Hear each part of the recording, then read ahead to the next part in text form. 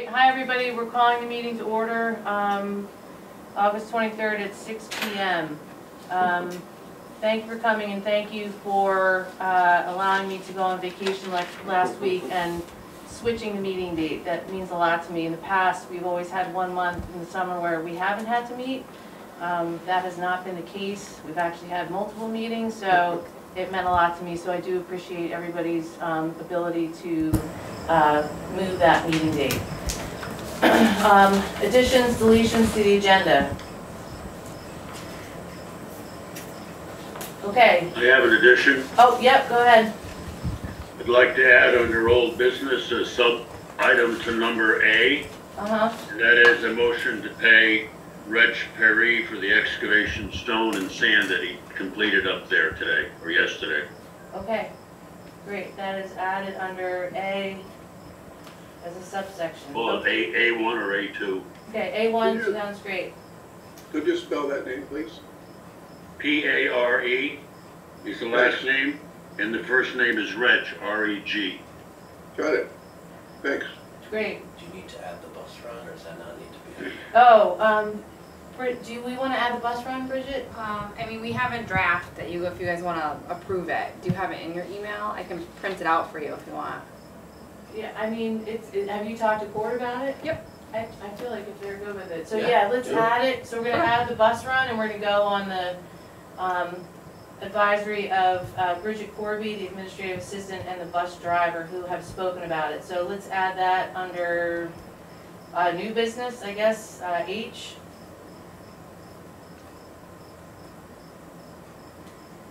Okay, if nothing else, correspondence. I had a correspondence from Bridget Blanchard. I don't know if Bridget's on. She's trying to get on right now. Okay, so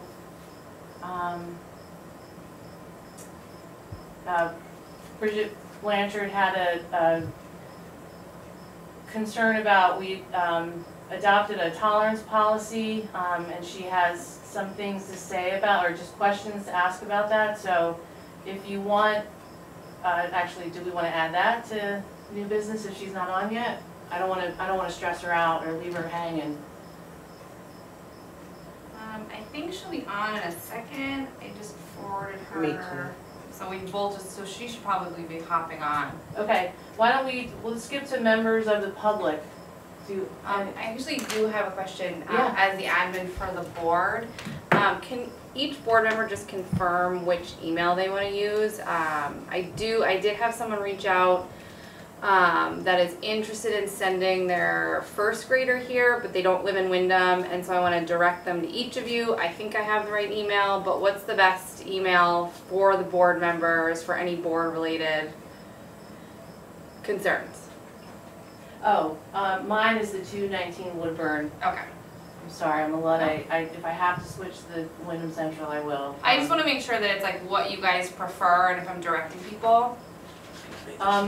Russ, do you want to say your email?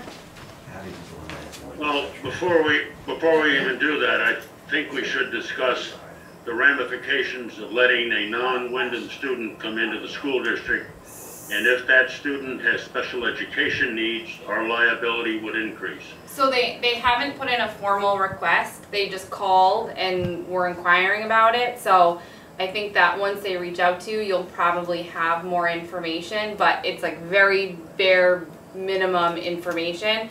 I just want to make sure that when people are reaching out to the school, I'm directing them to the board the best I can. Okay, so yeah, right now we're just looking for an ability to correspond. We're not making any decisions, so.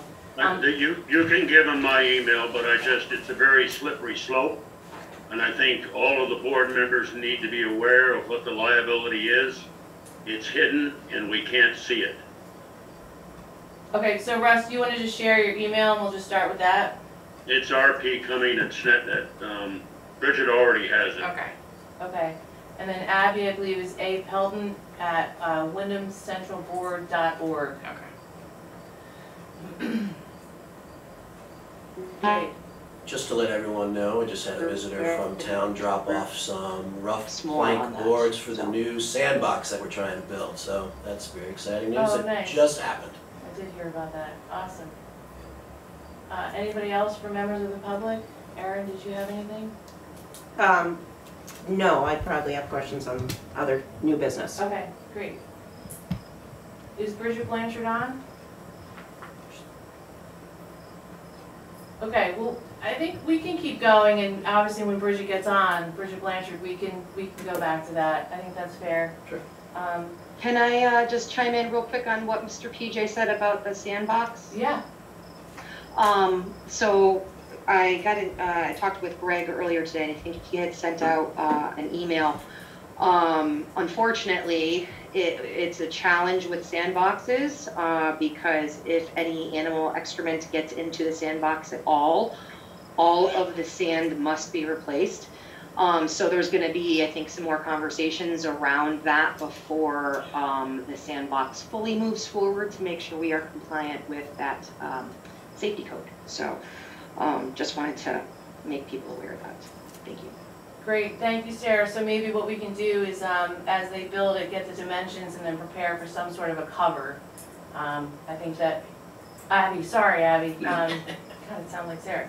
Sorry, Abby, yes, that's great. Let's get the dimensions of that once it's built, and then I think that would be a great activity for the children when they're done playing in it to everybody grab a corner and cover the sandbox, because yeah, I agree with you. Been there, done that, having cats and young children at one time. Dynamite.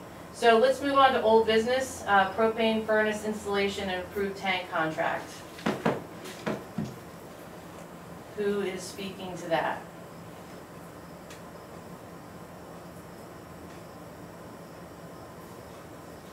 Greg's not here. Greg's not here. Okay, so there's a letter from I Greg. can speak to it if you'd like. Yep, that would be great. I see this letter, Russ, so yeah, if you want to take that on, that'd be great. Well, we had 4 proposals come in. Coda and Coda, Dead River, Blue Flame, and the AmeriGas company. And all of them quoted on the same basis. Proposal 1 was that they would provide the tank, do the installation of the feed lines to the boiler, and sell us gas at a specific price. The most expensive contract in that area was Coda and Coda, then Dead River, and then Blue Flame and AmeriGas was the least expensive. The second proposal was to sell us a tank, so the school would own the tank, and we would get a significant discount on purchasing the gas. And just for the information, for those who don't know it, when the propane company owns the tank, they charge you an additional fee to cover the purchase or the cost of the tank for the time that you have the tank in your possession. So if the tank is a 10-year tank or a 20-year tank, you're paying that added fee for that 10 or 20 years.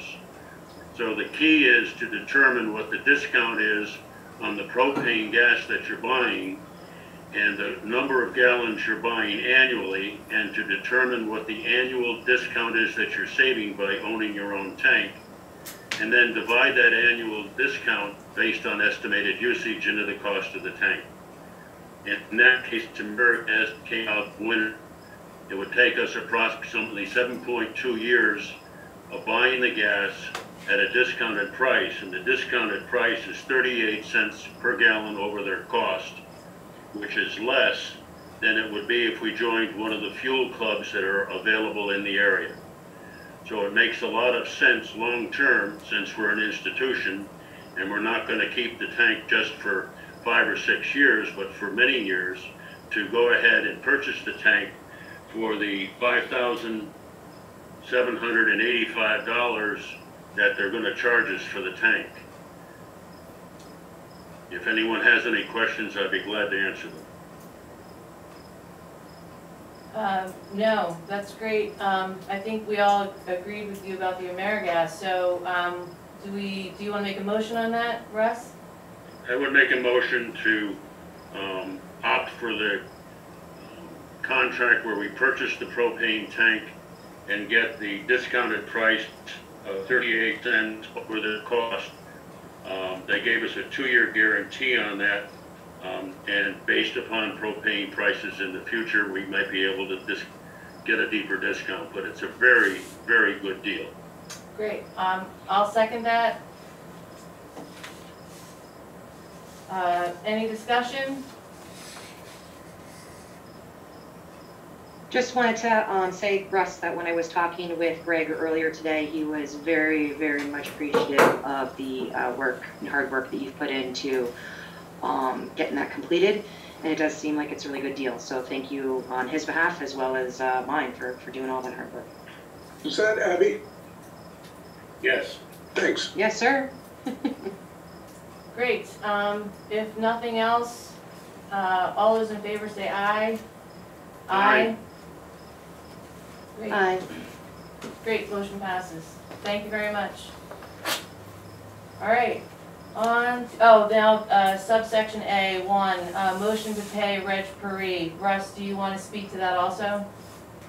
Yes, I was able to contract with Reg Perry to do the digging, and as you have seen, if you're there at the school, the propane tank pad is prepared.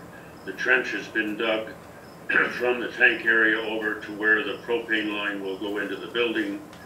And according to an email that I believe Mickey Parker Jennings got, AmeriGas is coming on the 30th. If Mickey can correct the date to inspect the site and do the installation of the tank and the propane line. That is correct. Great, and I'm sorry, what's the price for Reg? I don't have the exact price, but it's somewhere under $1,500. Okay, great. Okay, I'll make a motion to pay Reg Paris for his work. Can I get a second? Second. Any discussion? All right, other than thank you for looking local again. If nothing else, all those in favor say aye. Aye. Aye. Aye. Great, motion passes. Thank you very much. On to new business, financials. I'm sorry, but my computer has died. I got out one email this morning to have this meeting put through Ellen. I hope it went through. So I had pay orders 1 through 7 minus 4. I can go over them with you. They're mainly payroll. But pay order 1 is Chrissy Webster Counseling Services, so I'm going to read through them, and if you have anything to say, then just let me know. H2O Guy Environmental Services, iSun, all these are very familiar to me. Alan Partridge, Town of Windham for the bus fuel, Rick Weitzel for June mowing, and then our Windham Central Supervisory quarter bill back. And Sarah Wonderly. So that's number 1. Number 2 is payroll, healthcare. Number 3 is payroll. Number 4 I do not have.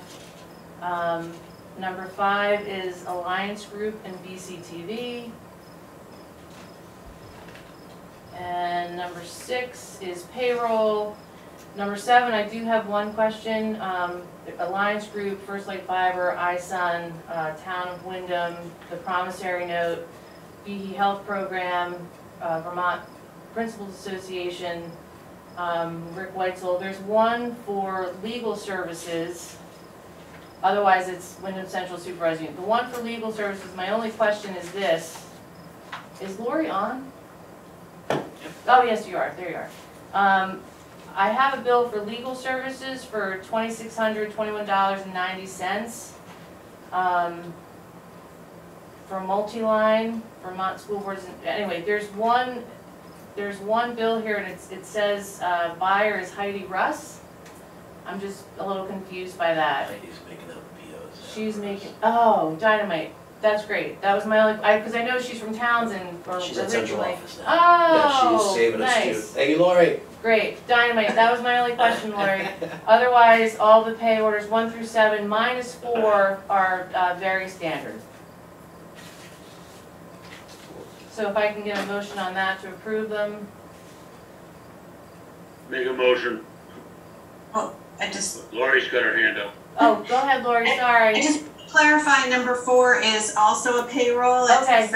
29 payroll. I'm not sure why you don't have it, but I can get it for the next round. But No, that's okay. That's what, I tried calling Terry today, but she was out. So no, that's fantastic. So if everybody's comfortable with that, we can then approve pay orders 1 through 7.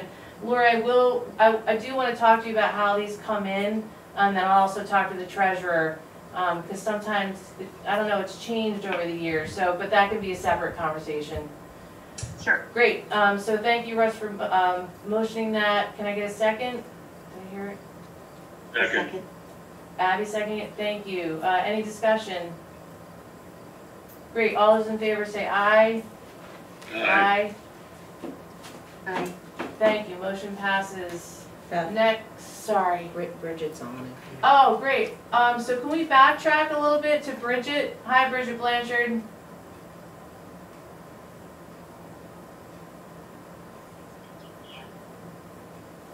Can you hear us? Hey, Bridget. She's muted. She's muted. Sorry, my phone's freaking out. No, that's okay. My computer freaked out and died today, so I got it. So I brought up your correspondence in the correspondence section. You weren't on, so we said we'd wait till you got here. So regarding your question about the tolerance policy, and then the, what was the other thing? Your letter. So if you want to speak to that while the supervisor union is on, please, yeah, feel free. Oh, I just wanted to make sure that any new material that being brought in to teach anything was just approved by you guys, was overlooked by you guys. That's not my ballgame. That's yours or Bill's or... Yeah, I'm not sure what exactly you're saying, but typically, the school board is not much a part of the curriculum design. Oh, I'm sorry. Is that what you're talking about? Critical race theory. I'm not sure what the conversation's about, I'm sorry. I didn't see the correspondence. Yeah, no, I just wanted to see if anything kind of outlandish was going to be coming our way, that the some fair warning would be given to the parents. What do you mean by outlandish? I just don't understand what you're saying, I'm sorry. Like any new teachings that are happening regarding like critical race theory, gender ideology, that kind of thing. I don't even know what those things are, so as of right now, that's not happening anytime soon. All right. Bill, Superintendent Anton, do you want to just add anything to that, just so we're all on the same page? No, I would just echo what Nikki said, that critical race theory is not something that we teach within our schools, and there are no plans to do that. Gender identity would more than likely fall under a sex education class, and I believe that would occur in 5th and 6th in Windham, of which we don't even have any students now. And part of the process for any curriculum involving Act 1 under sexual education is always sent to parents prior, and there's always opt-out provisions. So for those two particular things, I think that you guys are moving forward appropriately.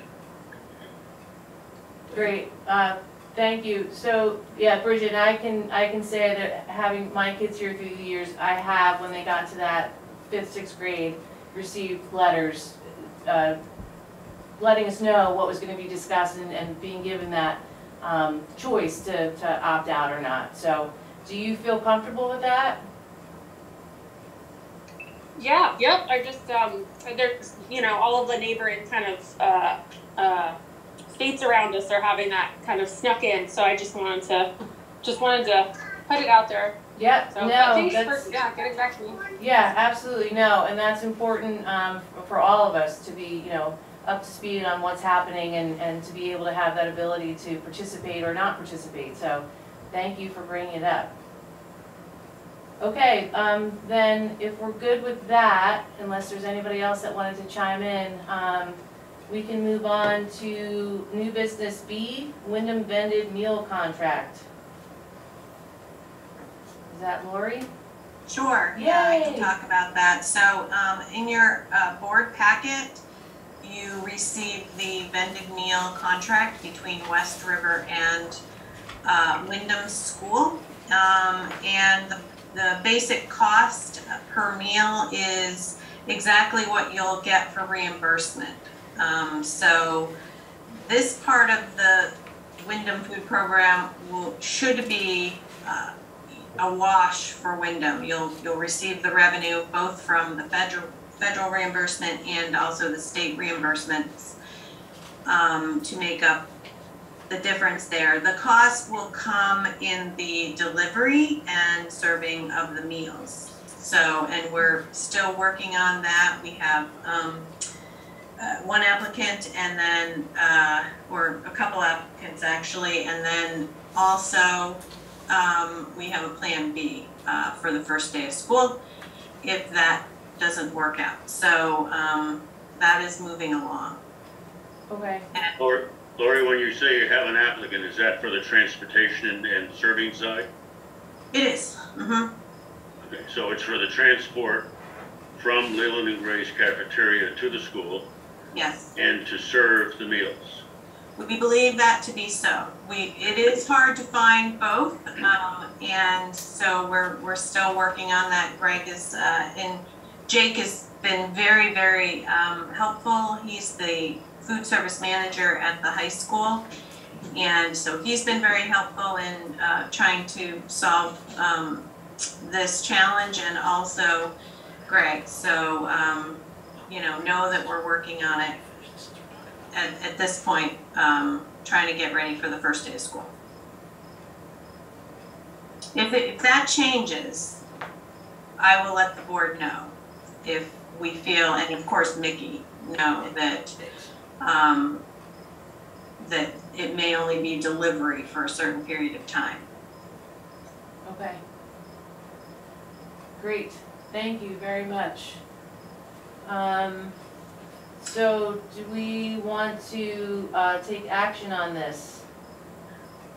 Russ would like to make a motion to approve the vending program as submitted, but I would like some discussion on the item. Okay, can I get a second? I second it. Thank you, Abby. Okay, discussion. I'm wondering if Beth or Abby, have either of you read the contract?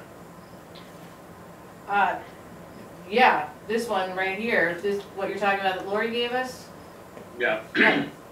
So what are we gonna do about items number 4, 5, 6, and 9, Oh. which are located on page 2 of the contract? Yep. That's gonna be up to the purchaser, so for number 4, if there's any changes, so who We need to designate someone for that responsibility. Yeah, I'm just, looking at. Could you clarify for the audience what you're talking about, please? Thank you, Michael. I was going to ask that too. All right, so why don't I, hold on a second, so I have the contract, so, item 4 is the purchaser has given the seller the meal counts well in advance because parents fill out an order form, which I think we discussed. We were gonna send something out, weekly or hopefully, I mean monthly would be the idea, but the purchaser will call by 9 a.m. each day if there are any changes. These numbers will be used for production and for invoicing. So, have we decided who's gonna be that contact person? Not that I know of. Is that gonna be you? I mean, I think that it makes sense. I'm like reading 6. I think the plan, and Lori can probably clarify too, is I'll be doing breakfast service because it would already be here. So I think it makes sense that if I'm putting in the order at 9, receiving the order at 10:30 for service at 12. Oh, I'm sorry, hold on. So it would be 2 different people, right? Right, so you would be doing breakfast, and then the hope is that the delivery person, gets it up there by 10:30 or so, and then stays to serve at noon. Okay. I'm not exactly sure. These were, I didn't have a chance to reach out to Mickey to find out when do you actually eat lunch. I wasn't clear on that. But you know, those times will be somewhat flexible, but we don't anticipate Bridget to serve lunch. That was clear a couple of meetings ago, I think, when we discussed it. So I have a question with that because the job description on School Spring changed. And the job description changed to delivering meals, possibly preparing them for both Windham and Jamaica. Yeah, So- we were not getting any bites on just a delivery service person to Windham. So we also are in need of the same service for Jamaica. So we were trying to combine the two to make it more of a full-time position, you know, with flexibility there. And so that's the reason it didn't really change. It was reposted as a different position because we did not get any hits on the Windham only one. And that includes, we sent it out to all of the townspeople in Windham with hopes that maybe, you know, a retired person would be willing to do this, but we didn't get any hits on that. If by chance someone was to come forward that just wanted the Windham portion, is it possible it could be separated out again, or is it pretty much set, it's gonna be both schools? It is possible, and that's what, you know, when I say that Jake, Greg, and I are working on this, that's what we're discussing. Okay. We need to make it work for everybody involved. Sure. Yeah. And, you know, we need to make it work for day one. So it sounds like, since this is so new, as I've made it very clear how I feel about this, I desperately want to feed the kids, but this is really coming at us pretty quickly. I think there's been a lot of work put into making this happen, so so Russ, I guess my question to you is, can we be fluid in the first week until we figure out who's gonna do what? It sounds like Bridget's gonna do the morning, and then I just feel like we're gonna have to just try and be able to just take it one day at a time, I suppose. I think it'd take a week or two to get things settled in, but there are several other items in the contract that need to be addressed. And some of the most important ones are the record keeping, because if you don't keep the records, you don't get paid. That's extremely important. So number 6, upon receipt of the meals by the purchaser, a designated representative will sign for the number of meals received and document information such as food temperatures. One copy of the signed delivery receipt will be given to the purchaser. A copy will be retained by the seller. Accurate daily records of meals and portion sizes served will be maintained by the purchaser. So, So what do we have to take the temperature with the meals? There's a new thermometer in the other room, I'm assuming that's what that's for, but I don't know, it's just sitting there. It has to be one that's approved by the USDA Food Service Program. The new food There has guy to be brought a it. written record What's of his it. name? Jake. Jake brought it so up yeah, here, so I'm it assuming sounds he like, knows go what's ahead, doing. go ahead, Lori. Yeah, Jake is really taking the lead on this, Russ, and he understands exactly what is needed to be reimbursed for the program. And, you know, whoever is delivering and serving the meals needs to be served, I can't remember what it's called exactly, serve certified, and so, which is a very simple thing to get, because it is taking the temperature, counting the meals that are being given out, all of that. That Jake will be doing the training on that, all of that. So it's, you know, he is very experienced, and I have confidence that he. I do too. I've met him. I think he's a very sharp individual. But I just think it's important that the members of the school staff and other members of the public understand that the meal program has some requirements and that they have to be adhered to, and there has to be a written record, and it has to be kept for 3 years. Item number 9 is an item that I think needs to be addressed. What happens on a snow day? Purchasers will provide a seller a schedule of days that purchasers will need meals. Purchasers will provide seller 5 days notice of changes to this schedule. So is there an addendum for snow days when the school is canceled because of snow? You don't get 5 days notice for that. the Lord hasn't arranged that yet. So. Yeah, absolutely. Lori, this is all you. Go, girl. Okay, all right. So typically, Windham follows West River's cancellation policy. I don't know if they even have changed that. If you've been open when West River has been closed at all, Nikki, I guess you could come up Maybe with once a year at best, once every couple years. It does not happen very often. If the bus driver feels that it's too dicey, which we know Windham's a little bit different, then yes, that does happen, right, as Mickey said, occasionally. Yeah. We're not talking 100 meals, right? So it's, you know, it would be a phone call to West River in the case of that we would not, they didn't need any meals that day. The next item I have is item number 10, which is on page 3. Yep. Beth, if you want to look at it. Yep, I'm looking at it. The seller will invoice the school within 10 days after the end of the month for meals served during the month. These invoices will be payable within 2 weeks. It's a timely manner that they need to be paid in because the school is running a very large food budget and they need the cash flow to maintain it. So Lori, do you want to speak to that? Sure. Actually, the person that is going to be tasked with that job is Alicia Dwyer. We hired her this year to do a lot of paperwork for all the districts. Actually, she's a Windham Central employee, and we just had a conversation the other day about making a template for an invoice, and she will receive the counts in, and she will bill Windham from West River, you know, on a monthly basis. So, and then that turns around and goes through the AP process. Right, that's what I figured. Okay, so we'll see POs for that. Great. Anything else, Russ, about the contract? The only thing that I would like to suggest is that we designate Bridget Corby as the school secretary to document the information and have a written record of it and transmit it on a timely basis to the individual that Lori has mentioned to do the paperwork, so they have it in time to reimburse the kitchen down there in Leland and Gray.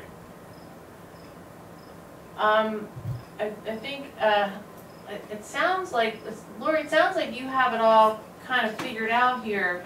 Do we need, I'm not sure how we're gonna make that work, because right now Bridget's doing the morning, so. Well, she has to, someone has to sign for the meals, and it has to be a signature on there. And that's what I'm saying. She'll be there in the morning when the meals come in and can document the numbers. So to like speak to that, so yes, I'll be there for the morning to speak to the numbers. I this year have to leave at 12 to pick up my other child in preschool, and so I can receive the meals, but I can't count who's eating them. So I do think there needs to, so I'm happy to like manage the process and communicate with whoever we need to communicate with. I just can't attest to which child is eating because I will be out the door when they're physically eating their lunch. So I do think that. I understand that. So I think you're probably gonna need 2 people to sign off if I am understanding it correctly, and I'm happy to like gather that information and send that in. But I do think it's a 2-person role right now. Okay, 1 second. Oh, go ahead, Lori. No. That's correct. Bridget is exactly right. She'll handle the sign off. You know, there will always be 2 people, because whoever is serving the meals, whether that is somebody that we can get in there that's going to deliver them and serve them, or whether we have to have somebody deliver them and then, you know, maybe one of the teachers serve them to get going. There will always be 2 signatures on that because of the 2 different roles happening. So, but as far as Bridget signing off on, you know, yes, we received 10 meals. Yes, we received, you know, 19 meals this day. That's something that she can keep track of. She's not attesting that the kids were served the meals. Okay. We don't have to pay attention to them actually if they ate the food or not, or do we? You just have to count when you serve it, Okay, that you served it to them. all right. Okay. Okay, so I feel like, go ahead, Russ, do you have something? Yeah, the last item I have is, and it doesn't need to be decided now, but it does need to be decided by the 30th of August, is what are we gonna do with the spoiled and leftover food? Of which I heard there may be a lot. That is true. In the past, we've always, every year, we have a compost pile, that's my, Yeah, not You anymore, that whole don't, thing you got don't wanna destroyed. put protein in the compost pile, because then you'll be shooting black bears. What we've done the past year, I believe, is send all the scraps home with one of the families that has pigs. I don't know if that's the plan to continue this year, but that's how it was going last year. Everything was going into a bucket and home with pigs. There is a Vermont composting law that does need to technically be followed. My hand is raised as a master composter for Vermont. oh, So sorry. Esther Erf, I think is her name, in Londonderry, is the person that goes around to all the businesses and school districts, etc., and educates them on what needs to be done for trash for the state, at the state level, per that law. Okay. Thank you. Sarah? I just want to say from experience that while meat is not the best concept to put into a compost, if done correctly, you will not have a problem with bears. Just throwing that out there. Okay. Is the compost able to be, as Mickey said, somebody that has pigs or somebody that works at a farm that has a gigantic compost pile that it wouldn't be a big deal to come and pick it up? Oh, and in the meantime, can we look for, I mean, I have one at my house, quite frankly. I don't know if we, I have a composter. I have a big black composting bin, so.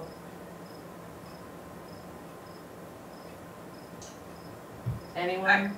Are you Anyone? asking me, or? I'm, I am gonna actually, let our experts, tell us what we need to do. There's composting in every school. And I'll be honest, I don't really know what they do with their compost, but I think we can find out, and I think we can set up a plan for Windham within the next week. yes, and like I said, I have a composter at my house that I'd be happy to donate, to bring here. So I don't really think that's a big issue. Anything else about the contract? I have a question. Sure. And I don't think it really is necessarily about the contract, but the food program as a whole. Has anyone thought about, so breakfast is coming up the day before to be served the next morning. What's the plan to handle that for like Monday morning, vacations, things like that? That's a great question, and I'm gonna leave that to Jake, to figure that out, as he's taking the lead on this. Okay. So Lori, if There's a few people with hands up on Zoom. Sorry. Crystal's had her hand up for a while, and I see Michael's got a hand up at Michael Great. Felton as well. Thank you, Crystal.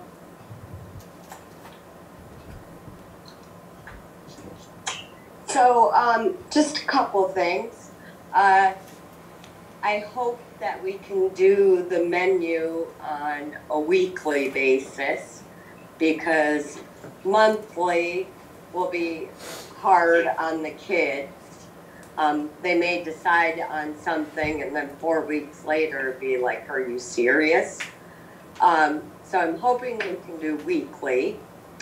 The other thing is snow days. You know, of course my boys went to Townsend for a little bit, and snow days, I don't think they're gonna have an issue. I think everybody kind of realizes, like, if school is canceled, then you're not getting free lunch that day, you're making lunch at home. And my third thing is, and not to put Erin on the spot, but I am going to, I believe Erin is interested in doing the transport of the lunches for Windham and serving it. So maybe her and Mickey could touch base on that. I don't know if that's something she's willing to do Monday through Friday or what she was thinking. But she could also kind of do the counts for what was received, and that would take that off Bridget. I'll answer Crystal first. Okay. So, because she threw it out there, I do have a interview with Jake and Greg tomorrow at 9:30.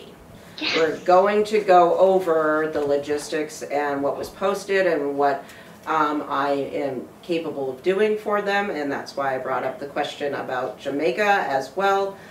There's certainly things here that are very easy. Seems like a very easy contract. You sign in, you say there's 10, somebody checks it off, there's 10, blah, blah, blah. The one thing that I don't see in this contract, which I think is Russ's point, as we're gonna bring it there, and what Crystal was saying, is like I guess it would be called like a force majeure clause, like for bad weather, things that you cannot control. I mean, I know this is put out by the USDA, but I mean, it's something to even just kind of put in there for, you can't control those things, so that kind of falls under that, where it wouldn't be billed for a snow day, or if there's a tree in the road and the bus can't get down, because that does happen. So those are the ones that I think is what's worried about the most. So I don't know if this can be amended with that or something like that, but I think that's probably what everybody's looking for. Okay, great. I can't identify speakers in the room. That was Erin Kehoe. Thank you. Yep. I'm sorry, and Lori, did you speak briefly about if there's a snow day? I didn't, yes, I spoke about a snow day, but I think what Erin is really talking about is that you want to make sure that you are not getting charged for a day when you are not accepting meals. That's the bottom line. Yeah. And this contract, we could amend it and put that in. It does talk about that the seller will only bill you for the meals that that you put in the counts for. So I thought it was pretty clear, but we could add another bullet point if you wanted. Sorry, Lori. Lori, can you identify which item you were talking about there, where you felt like it was pretty clear? Let's see. I thought it was around basically the counting and the invoicing. And I'm scrolling through it, but it's... That's okay. Take your time. So a daily record of the meals, and then,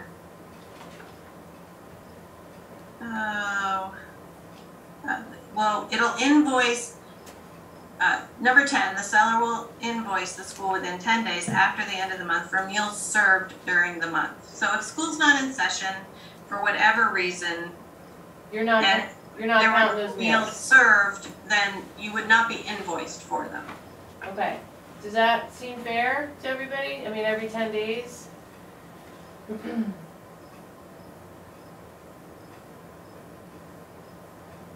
not even hearing crickets. I think if it's made here and that's verbalized here, I think that's probably fine because it's recorded. Yeah, the seller will invoice the school within 10 days after the end of the month for meals served during the month. These invoices will be payable within 2 weeks. I feel like that's... It's basically a bookkeeping function that has to be adhered to. You're going to give meals to children that aren't going to eat it, and you're going to throw it right out, but you're still going to pay for it. Right. So but the record keeping is important to get the reimbursement. If you don't provide the accurate record keeping, you're not going to get reimbursed. You get billed for it, but you won't get reimbursed. Michael, I know you're waiting. So thank you, Erin, if this is something that you're into. I appreciate it, having assumed that hopefully you'll get the job. We had Bridget being the one to turn in those numbers. Would that be something part of your job? Or I think that would be something that I have to discuss with Jake and Greg tomorrow. Okay. But I think that would all be possible. Okay. Okay, Michael Pelton, I'm sorry. I just wanted to reassure people that composting is not a problem. I am a licensed refuse hauler for the state of Vermont, or within the state of Vermont. And all haulers are required to remove compost. So if the school does not have an alternative plan, such as folks taking it to feed their pigs or whatever, all the school would have to do is put the compost into like a compostable bag. You put it into the trash, have a conversation with your trash hauler about what that's going to look like and where they can find it, so they can separate it and make sure that it goes to a composting facility. I don't know about where, I think Alan's your trash hauler. I don't know where he's bringing his trash, but I know I deliver most of my trash to Londonderry, and they have composting there. And it doesn't matter if it's meat or vegetable, it doesn't matter at all. In fact, they do high temperature composting. It turns into a beautiful soil, and it's distributed appropriately. So it's not an issue. Composting is certainly no issue. The state has done a pretty good job making sure that folks have reasonable access throughout the state. And I believe that all trash haulers in the state are required to make sure that that happens appropriately. That's great information. I'd be happy to talk with Alan. I see him weekly, and I certainly know a number of people in town who have pigs through the fall. I realize that might change, after the, by November, but that's fantastic information. So, if there's any issues, just let me know. I do Okay. my trash haul generally on Thursdays, so you can always put me in the queue, and I can come and take care of that for you. Easy. Thank you. great.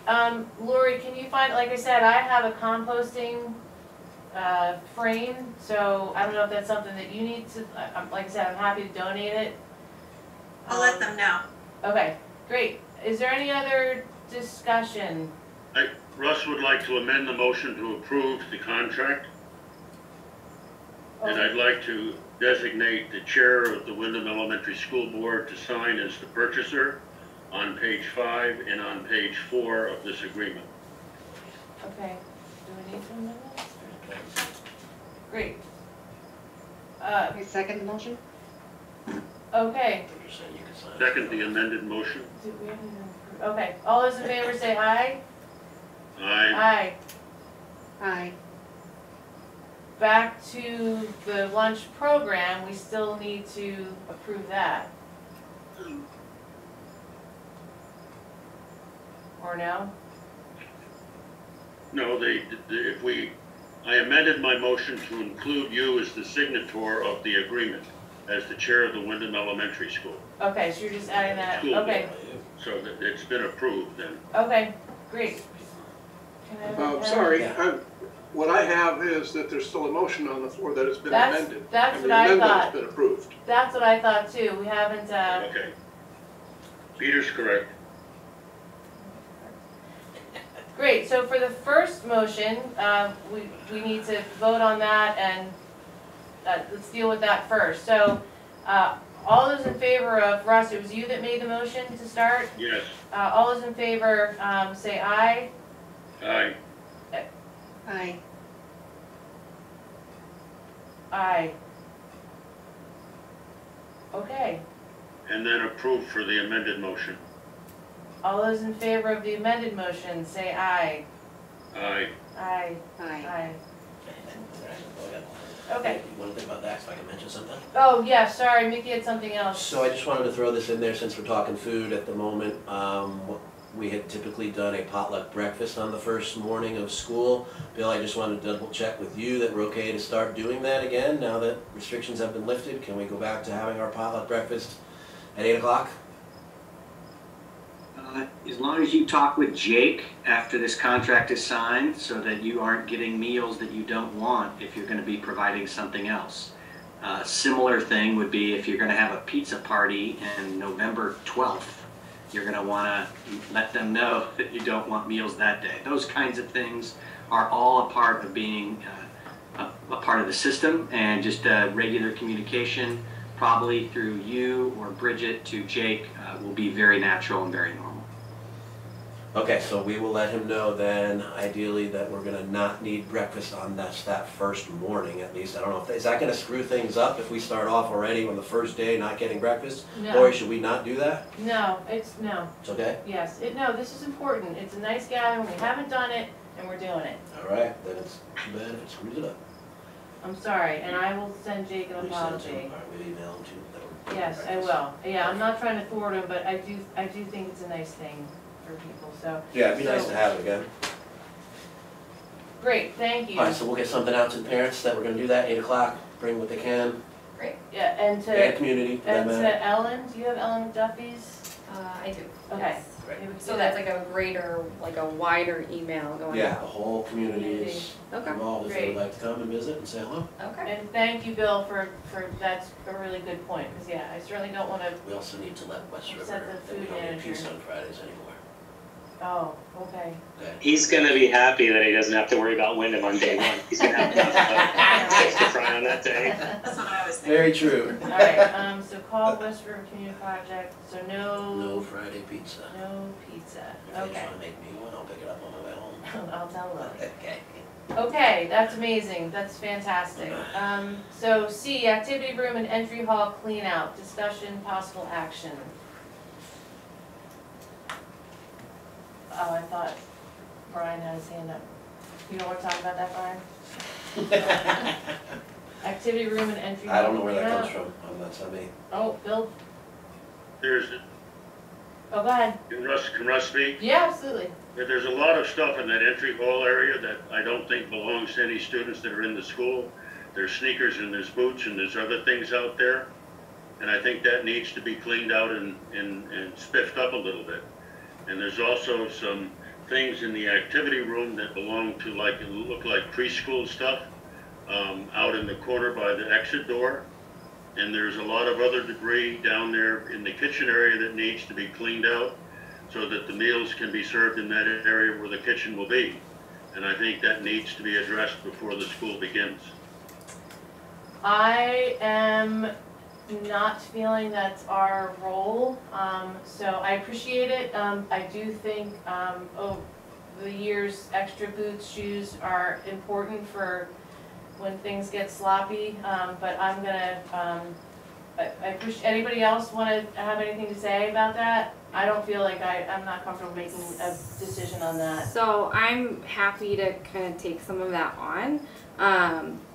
Like for the boots and the jackets, some of that might be kids from last year. We don't know if they outgrew them. So I'm happy to coordinate with parents and find out, because I think most of who we have, it's returning students. So I'm happy to coordinate with families, find out who it belongs to, and kind of give some sort of a time frame. Maybe we can have parents come in and check it out, and if it doesn't belong to anyone, we can figure something to do with that. There is a lot of stuff in the multipurpose room that I think Mickey and I have talked about, kind of doing some clean out of things that don't need to be here anymore. And then I did see Greg on his way out the other day, and we were talking about the kitchen. And as far as he's concerned for the food program, any former kitchen stuff is not going to be needed, like if it was previously here. So those are also things that we can work on. Okay, and so some items might just end up going to the thrift store. Yep. For instance, all right. Yeah, I mean, I think if we give families an extended period of time of claim this, come look at it, who does it belong to?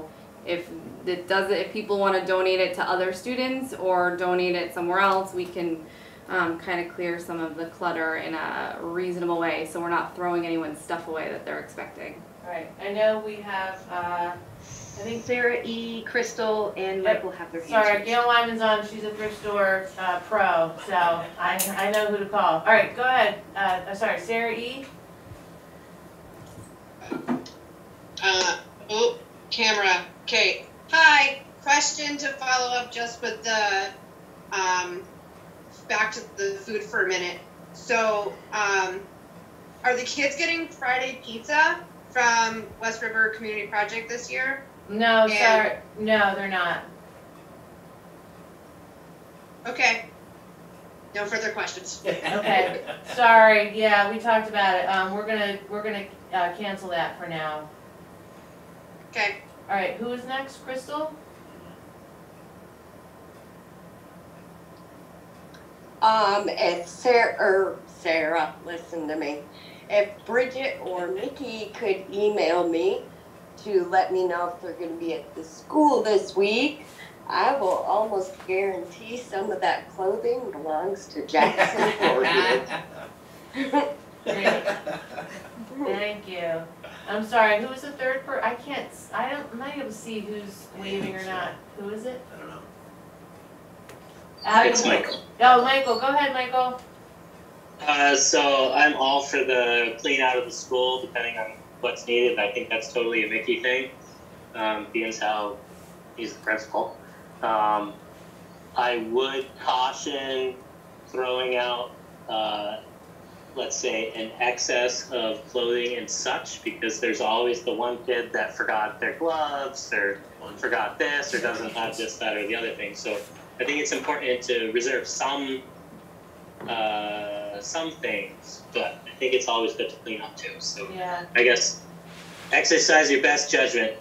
yeah. Thank you very much. And yeah, we try to keep some extra stuff around for the kids who forget, because that's a pretty regular occurrence, whether it's gloves, hats, mittens, clothes, boots, Yeah. doesn't matter. There's usually some stuff around. But we can try to keep it hidden better too. Yeah. Or they just, they have it, they bring it, but then things get mucky because they're little, and so, great. All right, Dynamite. Bridget Corby? Well, Russ and until I Crystal have their hands raised as well. Okay, thank you. follow up with what Michael's saying, I promise to families we'll use an abundance of caution so we're not throwing away Yeah. stuff that actually belongs to people. But we have a box of brand new gloves that Alexis had got. She filled out a grant last year, and they're untouched. And there's tons of brand new socks that was donated from Stratton. So there is a lot of really great stuff, and I think there's a lot of really old stuff. So I think we'll work really closely with families to get things to people and get rid of things that don't have an owner. Dynamite. Sounds perfect to me. Thank you. I'm sorry, anybody else? Crystal. And Russ. Sorry, Crystal and then Russ. Just forgot to put my hand down. Okay, Russ. The only thing I'd like to say is down by the kitchen area, about 6 or 8 feet of that wall down there needs to be cleaned out area so we can put a new door up on that kitchen area. So some of that stuff needs to be moved, and then when you move it, you might as well look through it and decide what you want to keep or get rid of. We will do that Thank tomorrow, Russ, definitely. I think that's a great point, and Bridget and I will check that space out tomorrow to make sure it's ready when you guys start work on those doors. Great, thank you. It sounds like everybody's on it. All right, unless there's anything further on that, I don't think that requires this action. Moving on to Joe, sorry. If I could add, Yep. real quick, can you hear me okay? Yeah. So just so that, the Friends of the Windham Schoolhouse currently has a fundraiser to help renovate the multipurpose room and the activity room, focusing on getting a wood floor put in. And so far, we've raised almost $6,000 towards that. So as far as just kind of chiming in here real quick, so people are aware, that is an effort that's in place outside of the school to get that room even more squared away, and it's trucking right along, so thank you very much. Nice, Awesome. yeah, that's great news. So, and basically what you're saying is when that happens, because it sounds like it's going to, everything's gonna have to come out anyway, so we are gonna have a great, big, beautiful room. Okay, moving on, item D, art program, discussion, possible action. So we had Casey come from Floodbrook School for a couple hours this summer during our summer school camp week, and she's the certified art teacher from Floodbrook and is leaving that position, and reached out to me to express her interest in working with the Windham students 1 or 2 afternoons a week to teach art, which is something we've been lacking here as a certified art teacher for a long time, and I think it's something that people would really like to have. I know it's something that I would like to have, and I believe the students would like to have. And I know that Natalie could probably use another extra planning period or 2 as a brand new teacher as well. So I think she would be very much in favor of that. So I'm bringing that question to the school board and to Bill to find out what needs to happen. She had requested initially a stipend of $150 $150 per visit, which I felt was potentially a little steep. I think you could get her to agree at $125 a visit, which obviously comes to $250 a week. If she's coming twice a week, rounds out to about $1,000 a month, roughly $10,000 for the year. Maybe you don't do June, so you get it down to $9,000 or something to that effect. So I'm just throwing that out for discussion from the board with the hope that they will make a decision about either 1 or 2 afternoons a week of certified art instruction. So for context, Windham does not have a union contract, so if it's a Windham deal, if it's a Windham employee, or if it's a Windham vendor, you would not be under any of the stipulations of the WCSU master agreement. So in terms of the board making a decision that has some flexibility about how you pay a individual, that exists. Thank you. Okay, good to know. Okay, Do we have any idea as, like what the parents feel is the frequency they would be comfortable with? Do we have any, Mr. PJ, do you have any? I have insight no on that? idea. No, I have not spoken with any parents about their preferences to 1 day or 2 days. There are a handful of parents available, and if they want to chime in, I'd be curious to hear. I've got a 2 in the back of the room. I mean, if the board is willing to pay for an art program, I think that's great. You know, if it's 1 or 2 days, I think an art program is really cool and something that we've been missing. Okay. I'm totally in favor. I'm wondering if it's something to start out with 1 day I mean, I think to I'd be happy see. with whatever. I don't know. To see what, though? She's been teaching art for 40 years. She Oh, knows what she's doing. no, not, I guess I'm thinking more the financials. Oh. Sorry. Gotcha. Sorry, Well, so yeah, Lori, I that's guess that'd be a out of Lori my- question. It's out of my jurisdiction. How much time per day would she be at the school? 2 hours is my plan, or at least my thought, from 1 to 3. I'm asking because if like the kids are in really deep into one project one day, but then she's not gonna come back for the next week, it might be a little hard. I don't know, to get back into the flow of things. So, I mean, I vote for 2 days, but I hear the financial side of the 1 day also. I don't know, 2 hours is a lot, but then it's never enough at the same time when doing art, so. Right, again, with her being here 2 hours, you know, it's more like 45 minutes with each group of kids with some time in between for, you know, transitioning the 2 classes and setup and materials and cleanup, so it's definitely not 2 hours of working with the kids. I see, there are 2 different groups, okay. Anybody else? I think there needs to be a discussion as to where the art classes would be held, where the supplies and all the other stuff would be kept in between classes and things like that. It needs to have some careful thought given to where the materials will be kept and what space will be used for the art instruction.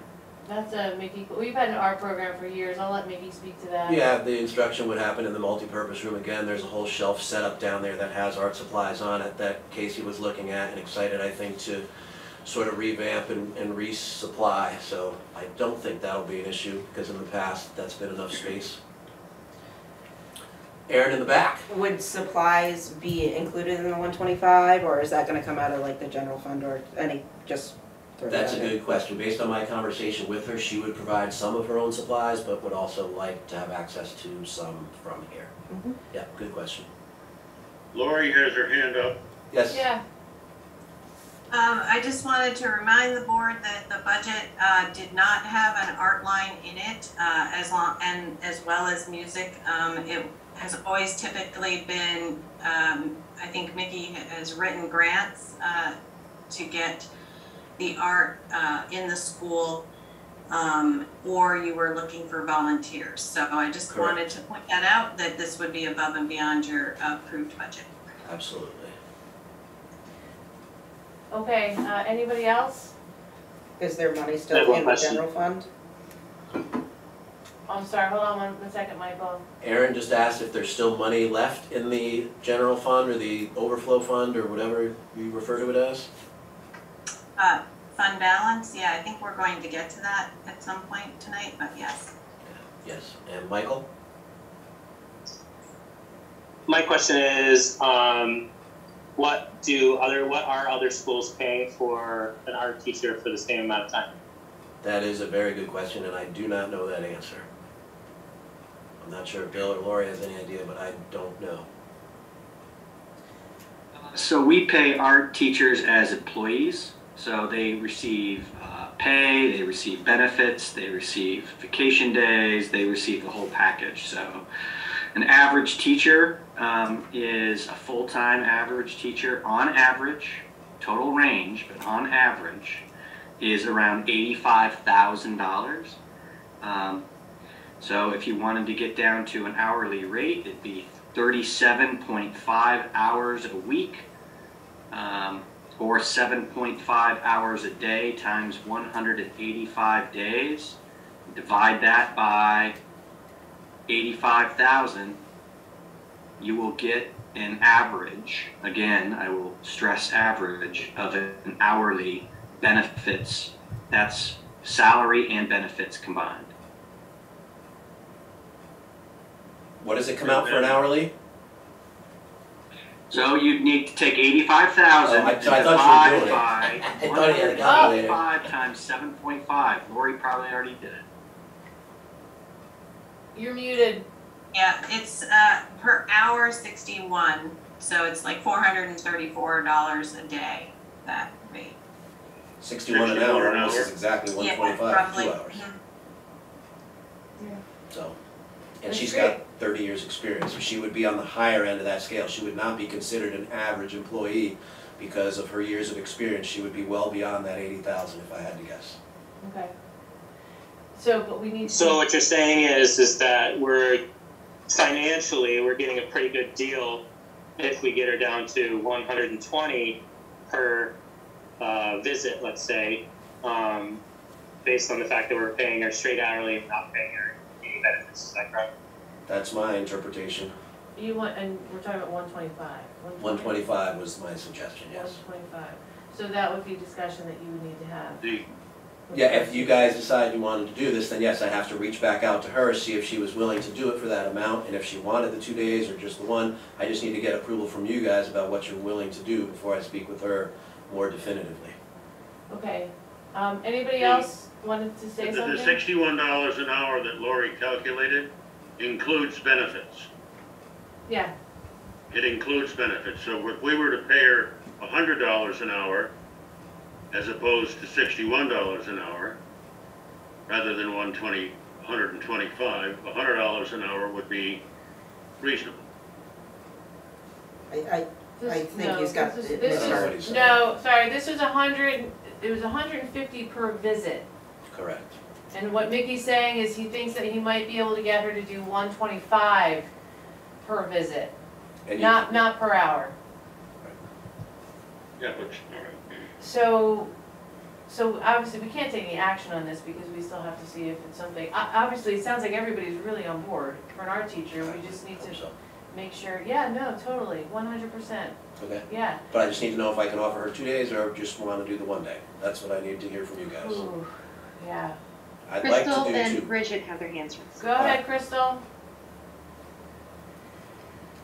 So, I mean, I think our program is great. I know Jackson and Oliver would love it because they just love to cut anything up and destroy it. But even though I'd love to have it twice a week, I'm a little concerned with the fact that we now have a lunch program we weren't expecting. So we do have some expenses that came up that we weren't expecting. So I think we got to think about that. And, you know, if she did do the 1 day a week, maybe somebody else would come in and volunteer their time and do a second day. Great, thank you. Was it, who, Michael? Was there, oh no, Bridget, sorry, Bridget Blanchard. Oh yeah, it's cool. She was my art teacher when I was little, and Andrew's art teacher too. Nice. This is big. But I was just gonna say that, what about the, I would love to have her there, and if we did one visit with her a week? And what about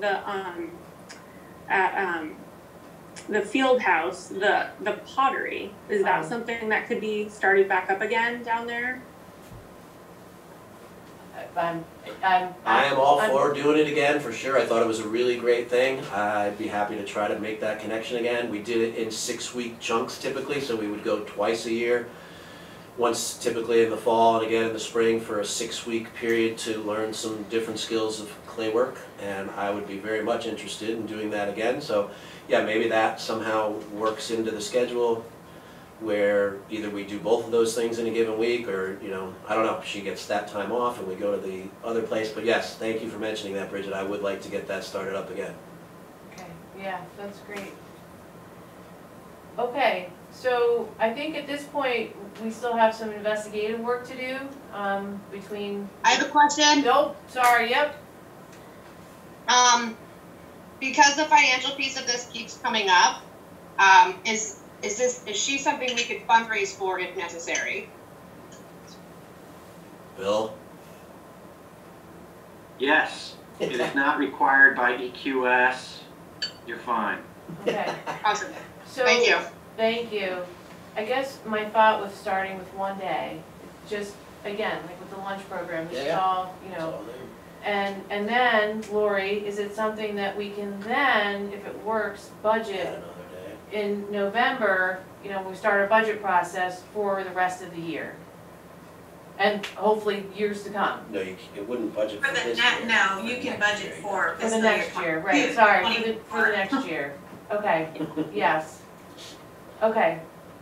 So, we're not gonna make an action on this Well, right now. so what I'm hearing is people are most comfortable with one day at this point to start and see how it goes. Number one, from a logistical standpoint, but more importantly, from a financial standpoint. I can make the offer and see if she even accepts it at 125 or not. Again, she suggested 150, but I got the impression from her that she'd be willing to take a little less. So I can initiate that conversation, see if she's willing to do one afternoon a week at 125. Given that it's only one, she may be more particular and say she wants 150 just for the one instead of the 125 for the two. But either way, I will talk with her, see what I can get, and do the best to get the cheapest, most affordable thing. And we'll set it up, at least for now, for one day a week. And where would then the money come from? Does that then have to be set up, Lori, to come out of the budget? Or if they can fundraise, can it be sort of a fluid process? Or does a decision have to be made of how she gets paid before she gets hired? I think the decision needs to be made before we cut a check. So it would be coming out of your normal general fund budget, and then if there is fundraising, we can work that out later. Okay, so one day would be less than $5,000 for the year, based on my estimates. Is everyone okay with me making that offer? So, one day, yeah, all right, because it would be, you're talking about 600 a month. Well, I think you can make the offer, and we could offer from the school board, from our surplus funds, to buy some materials or whatever might be consumed or used during the art class. Yeah. But I think it would be reasonable to allocate some of the surplus, and Lori's going to address that probably at our next meeting from the completed audit. Not completed, but. Estimated completed audit. Okay. Okay, well that's good enough for me. I'll reach back out to her and let her know what we came up with. Great. I have one thing to add, if I might. Yeah. Please.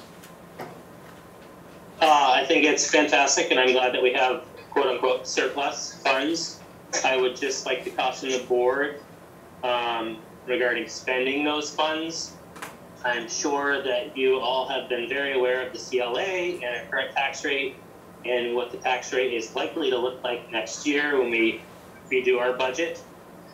I think it's important to reserve as much of the quote-unquote surplus budget as we can to plan for, well, to use for unforeseens, but also to potentially buy back the budget.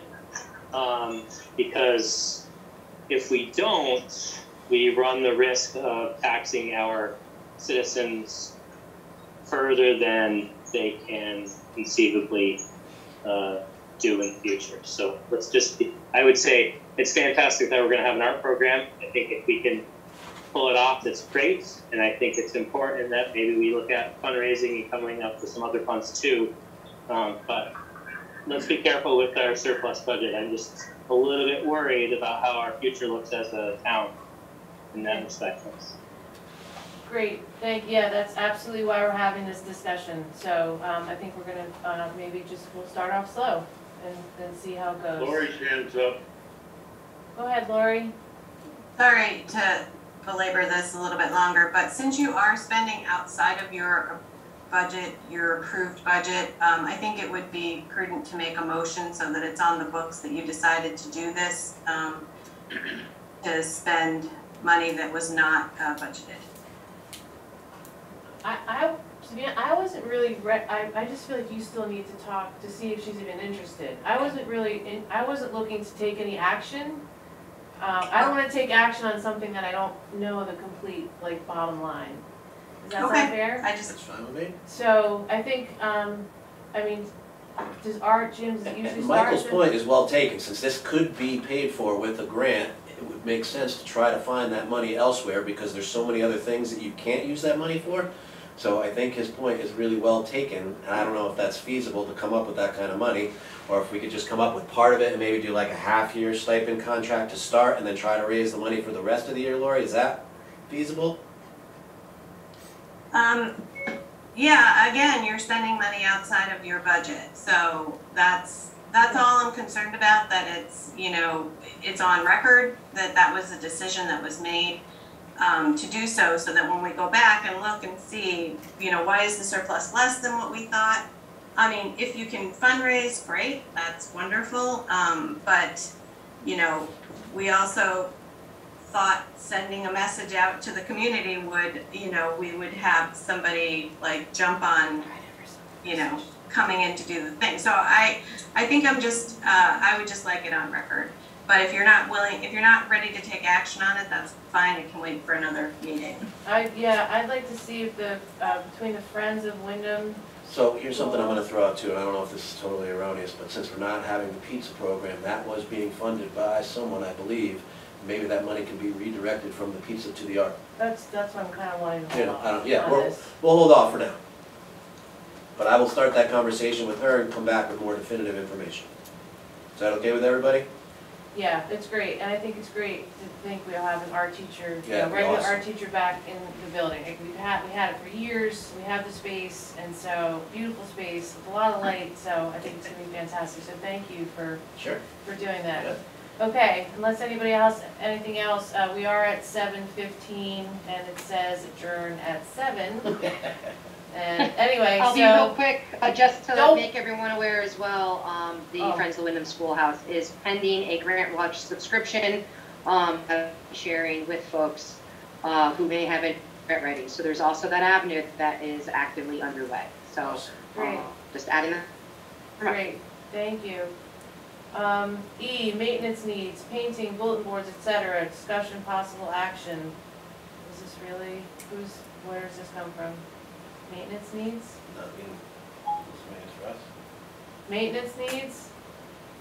Now, the reason I suggested that put in the bill is if there's any walls that need to be painted and any freshening up that needs to be done in the school, it would be good to maybe get it done before school starts, or have a plan in place to have people come in, whether they're volunteers or not, you know, after the kids leave at 3 in the afternoon, to do any painting or cleaning up that needs to, you know, make the rooms look fresh and clean and, you know, stuff like that. It's something that a lot of schools do in the summertime, but we haven't done any of that maintenance in the building for some time. Actually, Natalie, I don't know, Brian, if you can pan the room here, but Natalie, our new teacher, came in and this room looks, you know, looks great. It's ready for the kids, and the thing is, the kids come Tuesday, so, and it sounds like bulletin boards, hopefully that's something, maybe that'll be a project with our teacher, or, so, or I don't know if we're still gonna be doing our kindness, that's gonna happen, but I think we have some time to think about that. I don't think it's something that's gonna happen by Tuesday unless somebody else has something else. Crystal has her hand. Crystal, thank you. I really can't see. No, it's not the hands are not showing on the All right, screen at all. I'm so She crazy. messaged me, says I've had my hand up. Okay, So they're not Crystal, showing on the screen. thank you. Crystal, Sorry, no, I know you moved on past the art thing. Just one question. If a motion isn't made tonight, will she not be able to start until after you have another board meeting and make the motion? And the second thing is more of a comment. I think for the art supplies, because as parents are always asking, what do you need for the kids to start school? And the teachers always say, oh, nothing, we have everything. I think if a list is sent out to the parents, many of the parents will provide the stuff the kids need to do the art.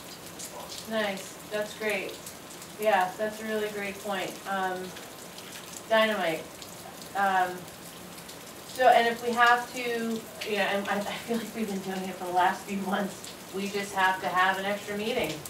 We just call an extra meeting, an emergency meeting, and I think that's the way this is gonna play out, rather than wait until the next meeting, September 20th. So, yeah, I think if we can all be flexible and perhaps need to come back in a week or two, then it sounds like we're all on board and we'll make that happen, so. It could just be a quick Zoom thing. And it could be, yeah, right, quick Zoom, so great, thank you, Crystal. Anybody else's hand that I don't see? Oh, Bridget. I have got one question. Oh, sorry. Go ahead, Bridget. You can let Michael go first. Oh, go ahead, Michael. I just wanted to volunteer my services. So if the school, for instance, wanted to have the exterior painted, I have the paint rig. So if we could, for instance, get a crew together to scrape the building and mask the windows, etc., I would be certainly willing to show up with my paint rig and spray the whole thing. It probably wouldn't take more than an afternoon to spray it. It's just a matter of getting the building scraped properly and the windows masked. Great. Michael, what's the time frame for, you know, as we're moving into fall? I guess I feel like maybe if we have a deadline to see what we can, who we can gather. What's the deadline for painting in Windham? Ideally, sometime before it gets cold enough to freeze at night. It really needs a good, 50-degree temperature at the minimum to dry and cure properly for 2 to 3 or more hours. So, It's like another week. really, we're talking within the next, month or so, plus or minus. Great. And is that something we would put out through the school, or I guess we put out to the whole community? So I actually, if I interject, so I actually just talked to Greg about this too. It was the conversation we're having. If painting was something that everyone wanted to do, I would, and Bill could probably jump in on that too, I would definitely say talk to him first. Okay. He has pretty strong opinions about how it would be done and the process and skilled volunteers, and so I'm not saying that, I'm not going to speak for him and say that we can't. I just don't think we should run forward with a plan without checking with him first. I also think he gets pretty big discounts on paint itself, like through the school district, so I think having him not here is a little tough, but I just would, before everyone makes a big plan, to paint the outside. Okay. It would be really cool if Friends of Windham is getting closer and closer to their floor goal. Maybe if you were gonna paint one thing, paint the multi-purpose room before a brand new floor goes in would be my suggestion, but I just happened to have a whole conversation with Greg about paint, and I would definitely say ask him first. Great. No, that's great. So between Greg and then Michael Felton, your offer, and then I know in the past we've had volunteers that have come to help us paint, so I think that's why I just wanted a time frame. So, does anybody want to be a point person on the paint? I'm happy to call Greg, or it sounds like Bridget, you already have, to move forward. I can reach out to him and ask what the process would need to be for him to move forward with something like that. Okay. And just go from there. Okay. Great. Yeah, if you want to let him know, I have a professional paint rig. It's a proper Graco airless paint rig. Great. It's the deal. So if anybody if it works out, he can get some paint for a good price. It we can get some folks to scrape it properly and mask it properly, I'm certainly welcome. Willing to show up and help. That's awesome. Thank you very much. Okay, unless there's any discussion on that. Principal report. So I have a request. I don't know who makes the agenda. Is there any way that the principal report can come closer to the beginning of the meeting when I'm not ready to fall asleep? It typically has, I don't know. All right, well, if I could put that request out, I would like to, because my energy level is depleted. I like to bring good energy and excitement when I give my report, make everyone feel good and happy. So, one of the great benefits of having a multi-grade classroom is the ability to start right up with academics in the fall of the new school year. With almost all the same students present, classroom routines and expectations are already established from the prior year, and academic instruction can begin much more quickly than having a full classroom of new students. With our new teacher in the younger grade class, this may take a little bit more time. However, the students should be a great help to Miss Natalie in getting up and running with all the experience they bring from previous years. Within the first few weeks of school, we will begin to do some assessments to gain new baseline data for where the students are individually and as a group. This data will help the teachers to know what skills may need to be refreshed as a whole group, which students to group up for remediation in a specific area, and what topics to focus on as the year progresses, in addition to using the Common Core state standards as a guide. It is exciting to announce that Ms. Natalie has received her provisional license through the help of Bill. Thank you, Mr. Anton, and is all certified to be teaching this year. Throughout the course of the year, she'll work to try to transition that to a full-time Vermont teaching license at some point. Mr. PJ met with Greg Frost on Monday, August 22nd to go over some school safety, as he's doing with all the other principals and buildings. They discussed the locking of exterior doors, the possible numbering of all the doors in the building for emergency purposes, the Agency of Education drill recommendations for the year, and just the overall safety of everyone in the building throughout the course of the day. The new boiler appears to be installed, the trench is dug, and we are now just awaiting AmeriGas to come on Tuesday, August 30th to do a site inspection before everything can be connected.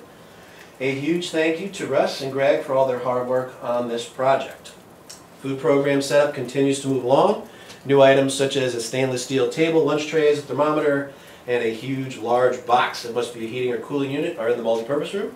This is a very exciting new endeavor for our school this year, and hopefully all the students will be well fed. Just this morning, a delivery of brand new backpacks arrived at the school from the Stratton Foundation. These bags are filled with school supplies for each individual student to have, along with keeping the backpack. These will be passed out on the first day of school, so each student will have a new bag to use for the year with some extra supplies as well. Thank you very much to the Stratton Foundation for supporting our students in many ways. And that is it for my report. If there are any questions or comments, I will take them now.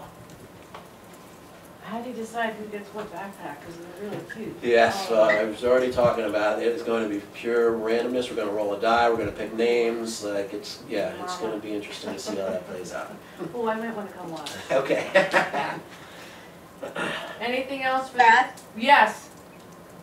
So I have a question. Yeah. This is gonna kind of be for Mickey and probably Bill. Are you guys going to discuss the bus issue we have with the high schoolers starting late? I know a few parents in town were pretty freaked out. I had some suggestions and actually spoke to Cord about how I thought the bus route could go. But Kylie had pointed out to me that these Wednesdays sometimes change often, which won't work for us unless Cord is notified immediately. Yes, we added that to new business, H. So we were gonna have, yeah, that's right, we're gonna have the superintendent report, and then we were gonna finish with that. Perfect, thank you. Yep, no, absolutely. Okay, Bill, oh, sorry, anything else for the principal? Okay, here I wanted to discuss school security. Oh, okay, sure.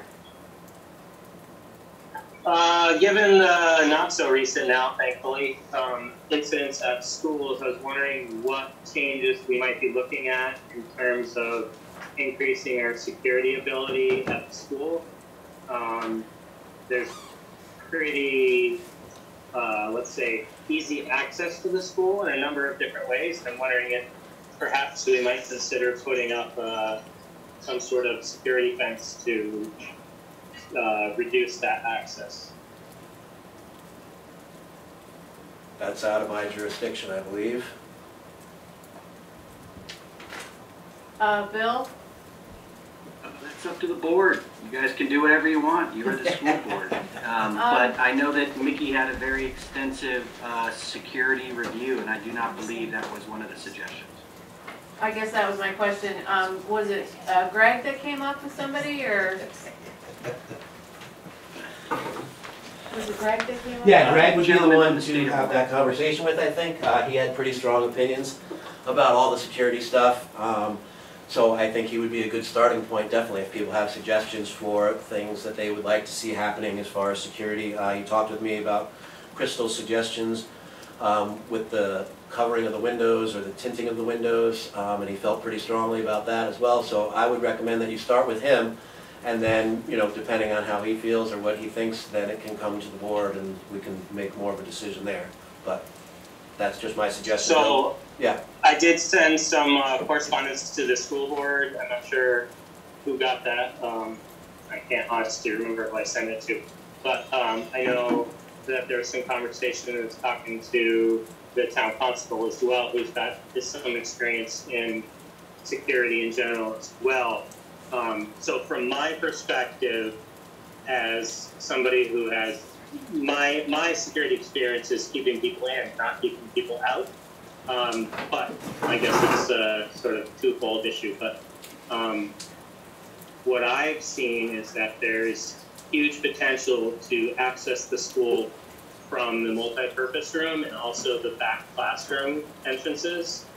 And I think that from my perspective, the front door can be locked and secured, and it's a nice, beautiful steel door, etc. But when we let kids out for recess, etc., there are many doors that are propped open. And if I was someone with nefarious intent, it would be quite easy to access the building for whatever my reasons are. I think it would be appropriate for the school to think about decreasing access to those back three accesses and the school grounds in general. I'm not saying that those couldn't be available when the school is closed, but I think during school hours it would be appropriate for us to limit access to ensure that our kids are contained in a safe location, but also to restrict outsiders' access to that location. Okay, so it sounds like it would be good, yeah, now I know that you spoke with the constable, to have the constable here and Greg to see, I guess, what our first steps would be. It sounds like the concern is the back doors, so looking into what needs to happen there.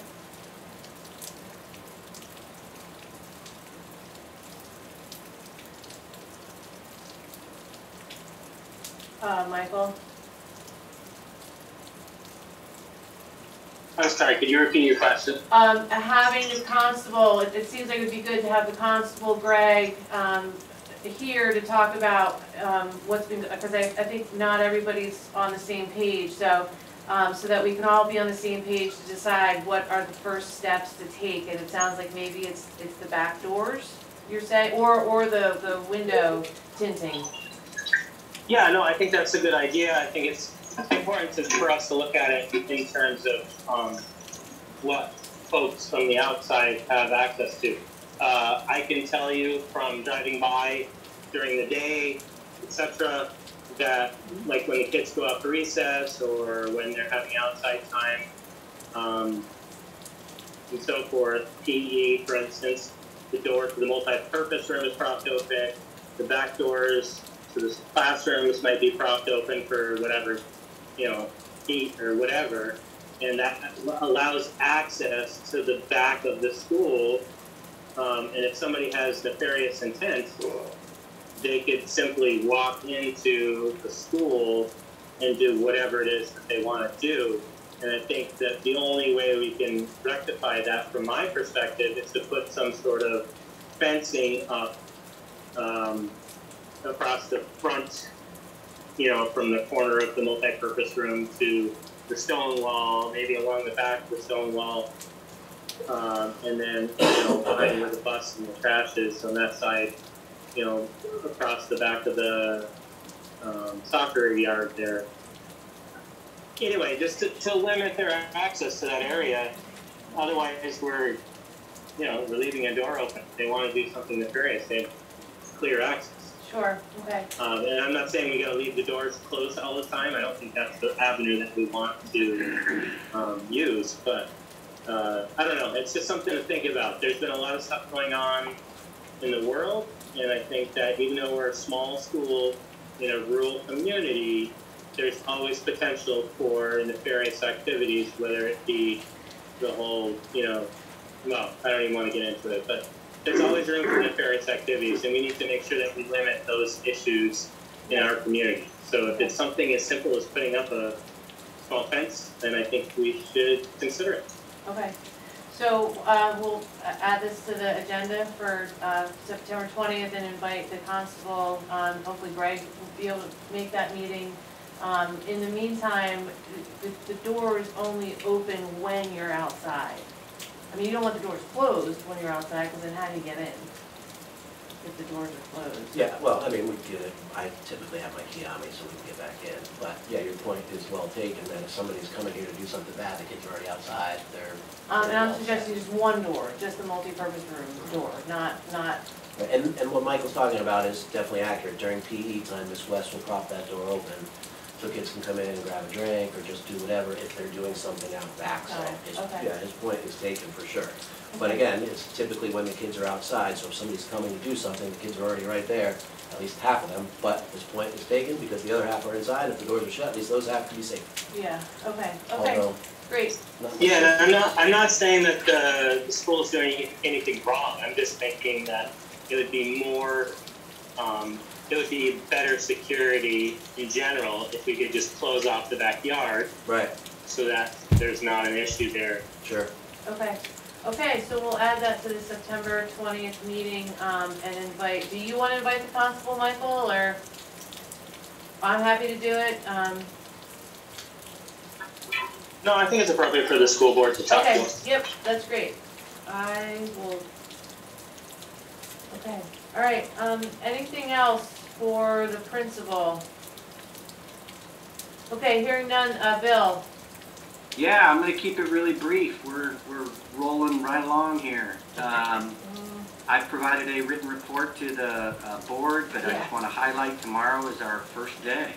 So all of our staff members and colleagues will be returning.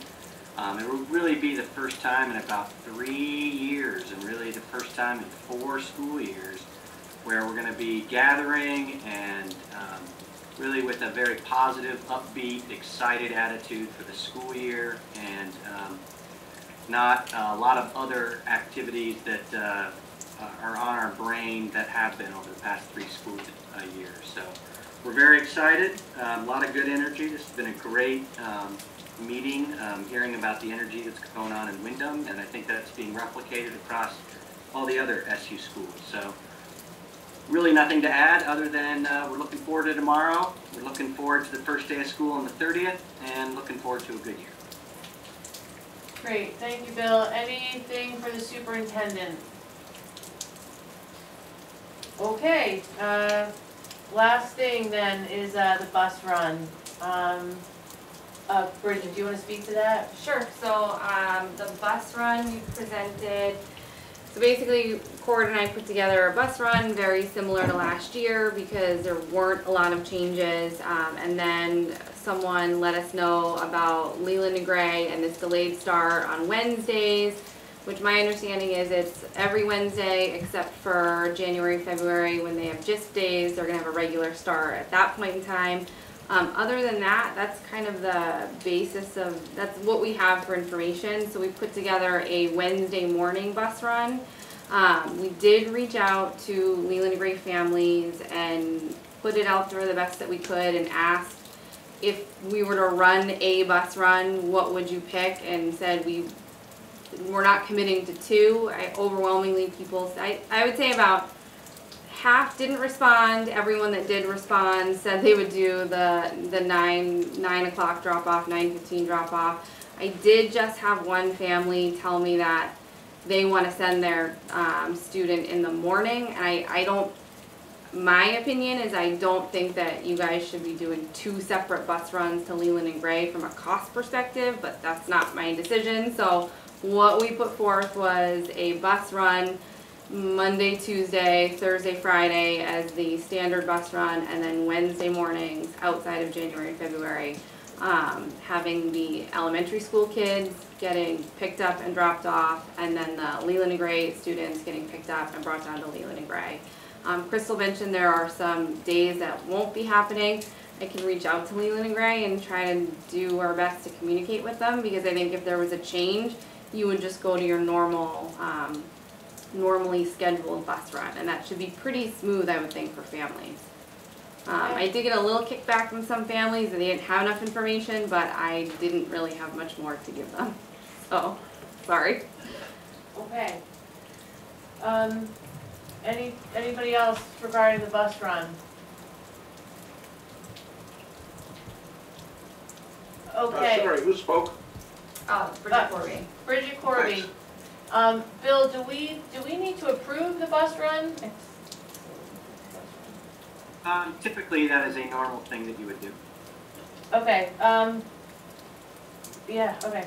I'll take a motion to approve the bus run as presented by Bridget and supported by the bus driver.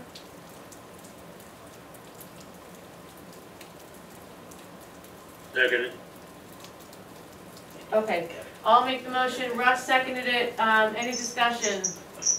Was that one on the agenda? We added it. H. Okay, Yeah, I didn't see it, so I was Sorry, curious. we added it because during I'm the additions. alternate bus driver, so I'm Oh. curious to see what it was. Sorry, Michael, you're right. Sorry, we did add it during additions and deletions. So it sounds like the bus run is the same except for Wednesdays. So the proposed bus run was emailed to the board. It's the same bus run, give or take a few names, but doesn't really change the times on Monday, Tuesday, Thursday, Friday, and in the afternoons. On Wednesday mornings, Leland and Gray is doing a delayed start. From my understanding, they are opening their doors for students to have study time if they want, but the school day is actually starting at 9:15. So on Wednesday mornings, the bus run will be the elementary school kids at their regular time, and at the end of that run, it picks up the Leland and Gray kids and drops them off for, I think, a 9 o'clock arrival. And the afternoon run is the same? Afternoon is the same. Okay. Okay, thank you. Yeah, great. Any further discussion? Okay, hearing none. All those in favor say aye. Aye. Aye.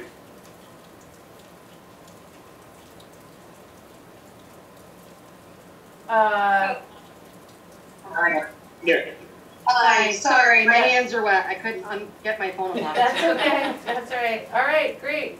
Okay. Beth, Yes. just one quick question. I didn't want to ask until you finished your motion. Yeah. And this is, I guess, maybe for Bridget. So you guys will pick up the Leland and Gray kids during the elementary pickup? Or are you planning on dropping the elementary kids off and then picking up the Leland and Gray kids? So the proposed plan is the elementary school bus run would be the same, and then Okay. they would get dropped off at the elementary school. You know what, actually I take that back. There is one student who is a sibling of an elementary school student who's on the other end of town, who would get picked up as one of the last stops. Everyone would get, the little kids would get dropped off at the elementary school, and then the rest of the Leland and Gray bus run would happen after the elementary school kids are in school.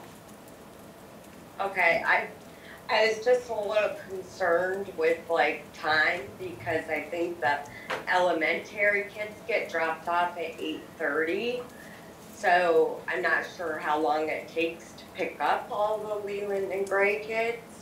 And if they are to be there at 9 o'clock, I just had concerns about what kind of time the bus drivers were giving themselves. Yeah, so I can email, if the board approves it, I'll email it out to all families tomorrow morning so that everyone can look at it.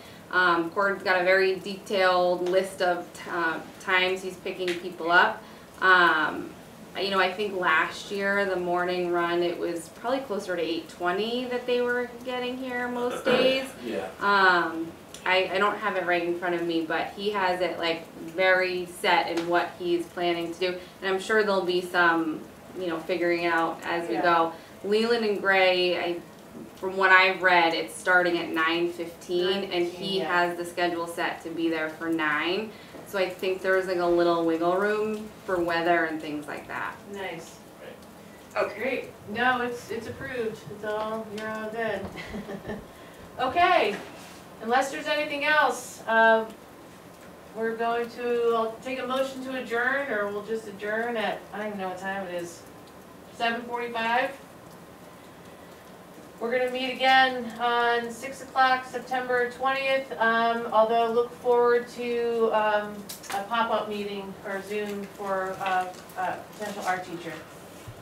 Great, thank you everybody.